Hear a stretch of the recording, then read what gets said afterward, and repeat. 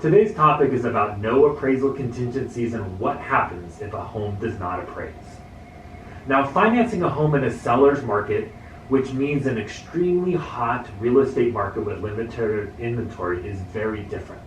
Because this is the type of market we're experiencing in many markets, I thought it might be helpful to really break down some of what we're seeing, especially related to handling low appraisals, and then how to walk through knowing the numbers.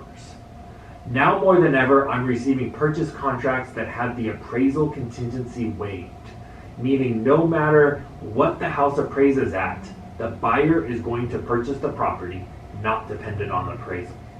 I'm going to walk you through some of the math in a second, but first, the appraisal is only needed to obtain a loan. It's only an opinion of value from a licensed property appraiser using comparable and similar homes that have sold in the past. Many buyers in this market are offering what the home might be worth today or maybe even a future price. We're seeing that most appraisals seem to be just fine. Depending upon the offer amount and the recent sales, it can sometimes be hard for an appraiser to justify some prices. Since offers normally exceed the list price of a home, it's smart to understand how the numbers work should a home appraise for less. I believe that having this already discussed and possibly even providing some written options and analysis will help buyers through the process. It will also give them some different possible outcomes and scenarios that would be best for them should a property not appraise. So now let's look at some numbers. Let's say the actual purchase price of a home is $800,000, but the real estate agent doesn't think it's going to appraise for more than $750,000. Now, of course, until the actual appraisal is done, we will not know for sure. We want to be sure that we're walking through the numbers in advance so that everybody understands where we're going to be. So now let's look at some numbers. Let's say that the actual purchase price is $800,000, but the real estate agent doesn't think it's going to appraise for more than $750,000. Now, of course, until the actual appraisal is done, we will not know for sure.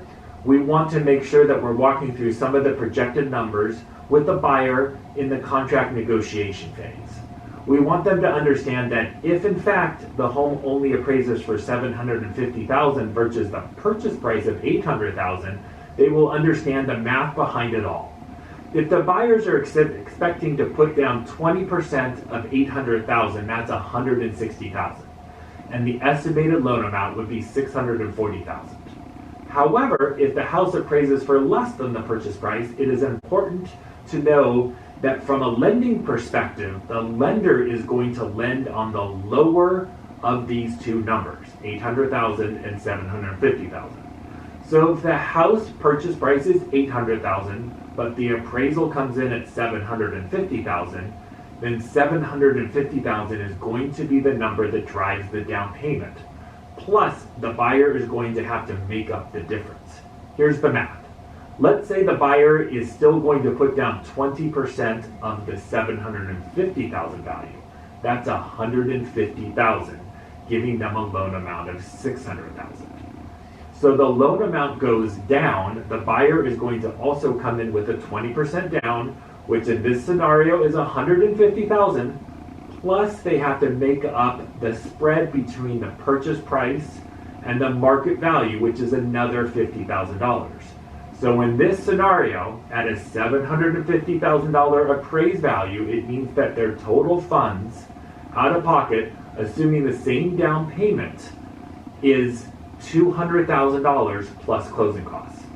As opposed to if the house appraises at the purchase price, with 20% down, it would be $160,000 plus closing costs. So you can see that really understanding the numbers is key. But I will tell you, there is a whole other strategy here that people aren't thinking about.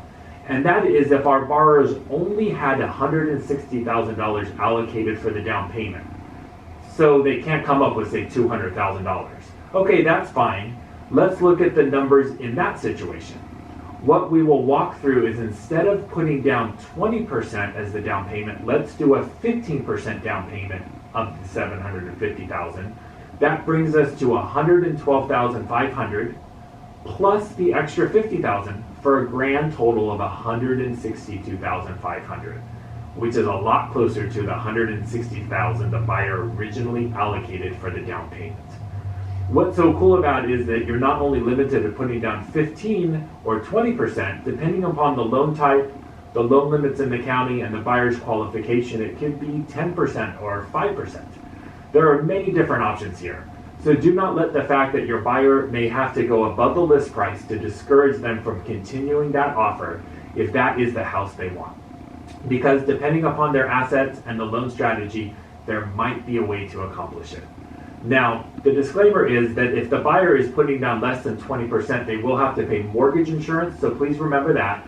But paying mortgage insurance is not the end of the world, especially if the buyer understands the numbers and they have the funds. There is a way to just get your arms around all of this and your buyer can continue with the negotiating process. We're here at the Sullivan team, without a doubt, happy to answer any questions, have a conversation around this. Feel free to call or text us at 925-395-4212. Thanks so much.